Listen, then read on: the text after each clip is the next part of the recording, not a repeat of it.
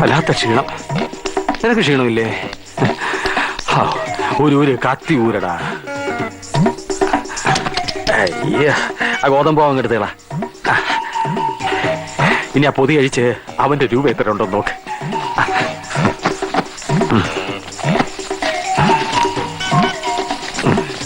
നമ്മുടെ 5 ഒരു ചവിട്ട് മുഖത്ത് കനത്തൊരിടി മുൻവശത്തെ പല ഇളകിപ്പോയി. പുറവശത്തുള്ളതുകൊണ്ട് ജീവിച്ചോ. എന്തായാലും നമ്മുടെ പ്ലാൻ വിജയിച്ചല്ലോ പ്രേമ. ആദ്യം 200 തന്നിട്ടുണ്ട്, 200. ഓക്കെ, പോക്കോ മിസ്റ്റർ പ്രേംകുമാർ. ഇനി നമ്മുടെ പരിപ്പ് ഈ നാട്ടി വേവും തോന്നുന്നില്ല. തിരിച്ചറിയുന്ന പലരെയും പലയിടത്തും വെച്ച് കണ്ടുമുട്ടേണ്ടി വരും. 1 മാസമല്ലേ ടൗണിൽ കളി തുടങ്ങിയിട്ട്. ഇനി റിസ്കാ. ഞങ്ങൾ ഉടനെ സ്ഥലം വിടുവേ. അയ്യോ, അപ്പൊ ഞാന് തനിക്കിവിടെ ഭാര്യ മക്കളൊക്കെ ഉള്ളതല്ലേ. ഞങ്ങള് സ്വതന്ത്രന്മാരാ. ഞങ്ങള് നഗരങ്ങളിൽ നിന്ന് നഗരങ്ങളിലേക്ക് ഇങ്ങനെ അങ്ങ് പറക്കും. ഇനി ഇവിടെ നിൽക്കുന്ന ഓരോ നിമിഷവും അപകടമാണ്. ചെയ്ത സഹായങ്ങൾക്ക് നന്ദി. ഭൂമി വരേണ്ടതാണല്ലോ. നമുക്കിനി എവിടെയെങ്കിലും വെച്ച് കാണാം. Good bye. പോ. അയ്യോ, അവന്മാരെന്നെ പറ്റിച്ച് ഓടിവായോ. നാട്ടുകാരെ ഓടിവായോ. അവന്മാരെന്നെ പണം പറ്റിച്ചു. എന്റെ പണം പറ്റിച്ചു കളഞ്ഞേ. എനിക്ക് ആരാന്നറിയില്ല. എനിക്ക് അറിയില്ല ആരാന്നുള്ള. അവന്മാര് പറ്റിച്ചല്ലേ, എന്നെ പറ്റിച്ചവന്മാര്. എന്താ ബഹളം? നിന്നെ തപ്പി തരടാ ഞാൻ നടന്നേ. സാർ, എനിക്കൊന്നും അറിയില്ല. നിന്നെ ഞാൻ അന്വേഷിച്ച് നടക്കാൻ തുടങ്ങി കാലം കുറയായി. കോളേജ് പിള്ളേർക്ക് കഞ്ചാവിട്ട് ചന്ത ചാരായ കച്ചവടം നടത്തി കട്ടും മോട്ടിച്ച് നടക്കുന്ന നിന്റെ വേലത്തെറിഞ്ഞ് ഞാൻ നടത്തൂല. നുണ പറഞ്ഞ് രക്ഷപ്പെടാമെന്ന് കരുതട്ടാ നിന്നെ.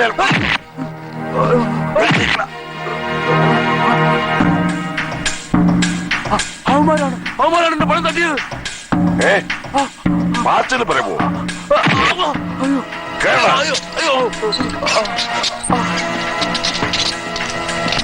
റാസ്കൽ, കൊല്ലു നിന്നെ.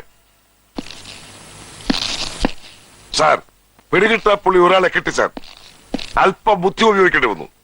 ഇനി എന്റെ ബുദ്ധി പ്രവർത്തിക്കാൻ പോകുന്നത് ഈ പാച്ചനും പരമനും വേണ്ടിയാണ് സാർ. അവർ ഈ നഗരത്തിലുണ്ട്. തന്നോട് ആര് പറഞ്ഞു? ആരും പറയണ്ട സാർ. കമ്പ്യൂട്ടർ ഘടിപ്പിച്ച റഡാറാണ് ഈ ബുദ്ധിയിൽ.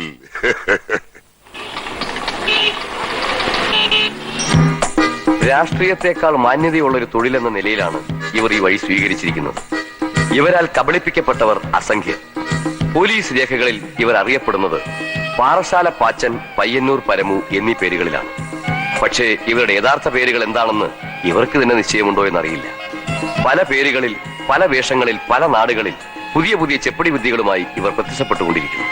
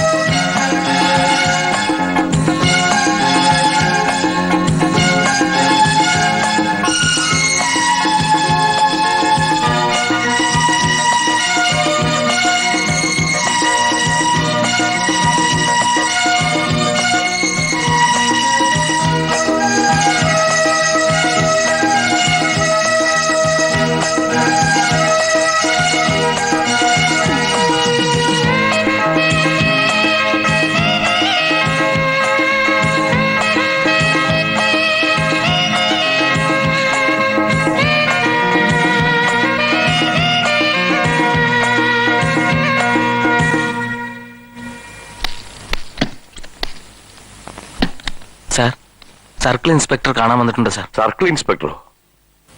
എന്തിനാണാവോ? വരാൻ പറയൂ.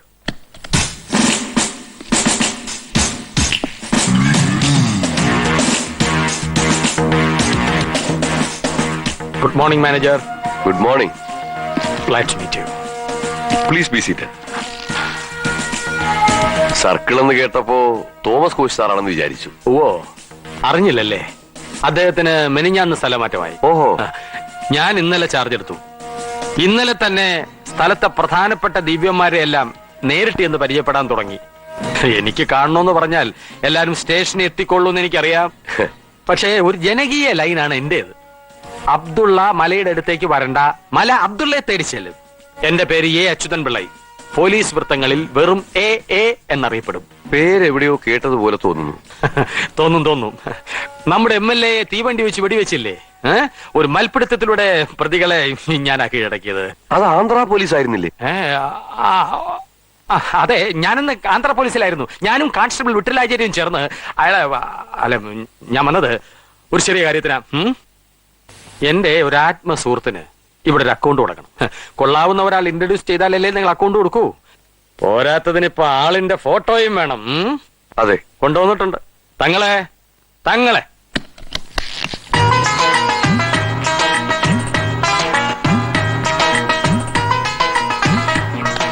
അതെ, ഇനി ഇതുപോലുള്ള നിസ്സാര കാര്യങ്ങൾക്ക് എന്നെ ഉപദ്രവിക്കരുത്.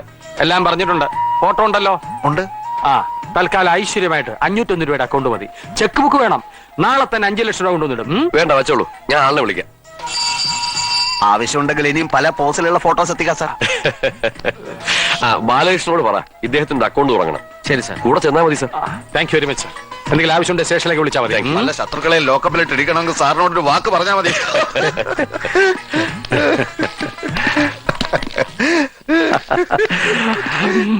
ഒരു ചാൻസ് കിട്ടി അത് ഓവറാക്കും അല്ലടാ ഫൂൾ.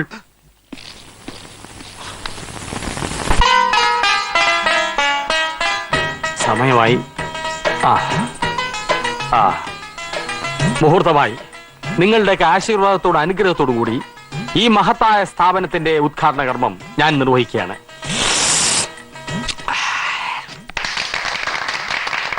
പ്രിയപ്പെട്ടവരെ, ഈ നിൽക്കുന്ന സർക്കിൾ ഇൻസ്പെക്ടർ ഒരു വലിയ മനുഷ്യനാണ്. ഒരു വലിയ മനസ്സിന്റെ ഉടമയാണ്. ജനസേവനം. ഏതു നേരത്തും ഈ ഒരു ചിന്ത മാത്രമേ ഇദ്ദേഹത്തിനുള്ളൂ. താൻ സർക്കിളായിരിക്കുന്ന സ്ഥലത്തെ ജനങ്ങൾ സാമ്പത്തിക ഞെരുക്ക് അനുഭവിക്കാൻ പാടില്ല. അതുകൊണ്ടാണ് ഇങ്ങനൊരു സ്ഥാപനം ഇവിടെ ആരംഭിക്കാൻ അദ്ദേഹം എന്നോട് ആവശ്യപ്പെട്ടവർ. പണ്ടം പണയത്തിന്മേൽ ദേശസാൽകൃത ബാങ്കിൽ നിന്നോ നാടൻ ബാങ്കിൽ നിന്നോ നിങ്ങൾക്ക് പണം കിട്ടും. പക്ഷെ ചുരുങ്ങിയത് വർഷം 15% അവരുടെ പലിശ. പക്ഷെ നിങ്ങൾ ഞെട്ടരുത്, ഇവിടെ കേവലം 5% മാത്രമാണ് പലിശ.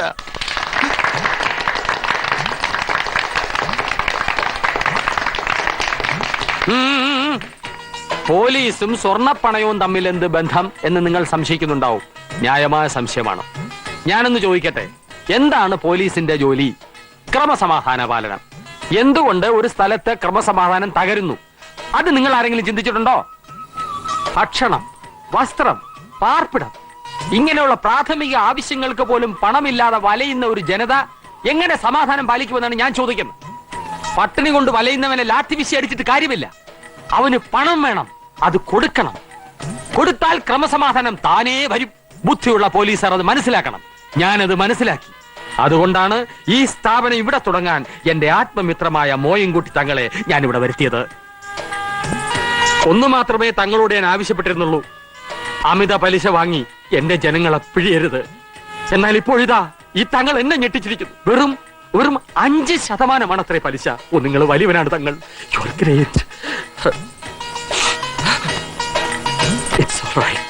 ഞങ്ങളുടെ ഏജന്റുമാർ വിവരം അറിയിച്ചു. നിങ്ങൾ വന്നു. ഞാനിവിടെ ഒരു കാര്യം പ്രഖ്യാപിക്കാൻ ആഗ്രഹിക്കുകയാണ്. ഈ ഉദ്ഘാടന ദിവസം തന്നെ സ്വർണം പണയം വെക്കുന്നവരിൽ നിന്ന് 5% അല്ല, വെറും 4% മാത്രമേ ഞങ്ങൾ പലിശ വാങ്ങൂ. എങ്കിൽ ആരംഭിക്കാം. വരൂ. Queue please, Q.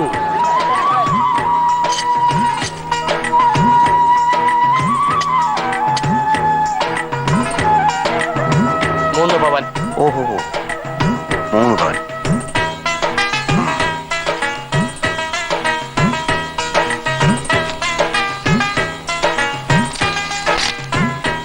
അല്ല, ചെക്കോ? തങ്ങൾ പണം കൊണ്ട് നടക്കാറില്ല. 50 ലക്ഷം രൂപ ബാങ്കിൽ ഇട്ടിരിക്കുകയാണ്. ചെക്കുമായി എല്ലാവരും അങ്ങോട്ട് ചെന്നാൽ മതി. CI ആണ് പറയുന്നത്. വയ്ക്കോളൂ.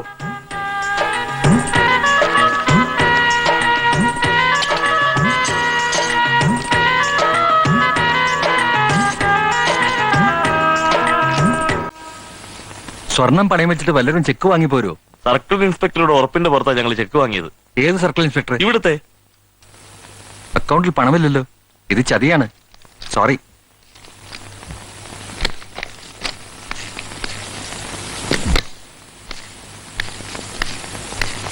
ഇന്നലെ 501 രൂപയിലെ അക്കൗണ്ട് തുടങ്ങിയല്ലോ CI യുടെ കൂടെ വന്ന ഒരുത്തൻ 10-20 ചെക്ക് കൊടുത്തു വിട്ടിരിക്കുക. ആളുകൾ ബഹളം വെക്കുന്നു സാർ. അതെന്ത് പരിപാടിയാ? CA ഒന്ന് വിളിച്ചു നോക്കാം. ഏയ് അങ്ങനെ സംഭവിക്കാൻ വഴിയില്ല. CI സാർ 1 മാസമായി ലീവിലാണ്. നിങ്ങളെ ആരോ പറ്റിച്ചതാണല്ലോ. എങ്കിലൊരു കാര്യം ചെയ്യൂ, ഒരു പരാതി എഴുതി തരൂ. ഞങ്ങൾ വേണമെങ്കിൽ അന്വേഷിക്കാം. ഓക്കെ?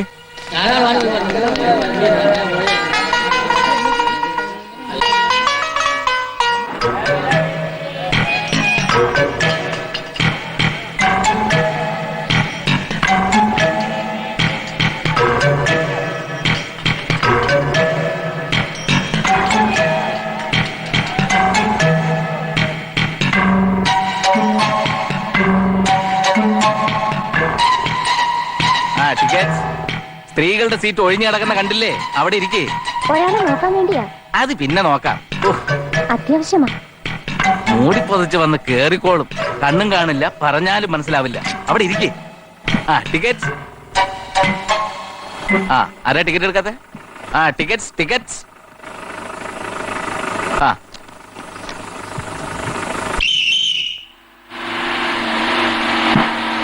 ഇത് എന്തൊരു ശല്യമാ. അവിടെ ഇരിക്കും അമൃതത്തി. ആരാ ടിക്കറ്റ്?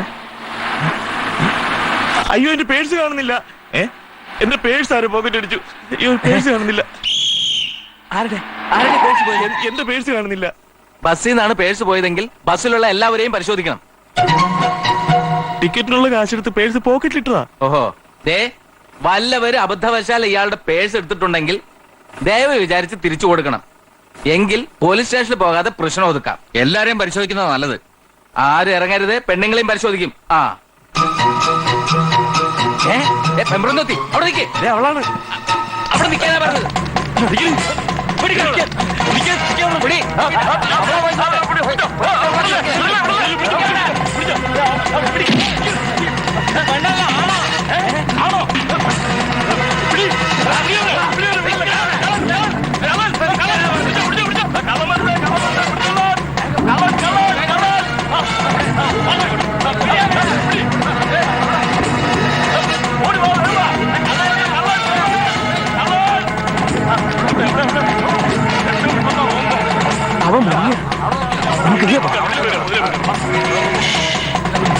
ഇങ്ങോട്ട് വന്നിട്ടില്ല. അവിടെ ഒയ്യോ.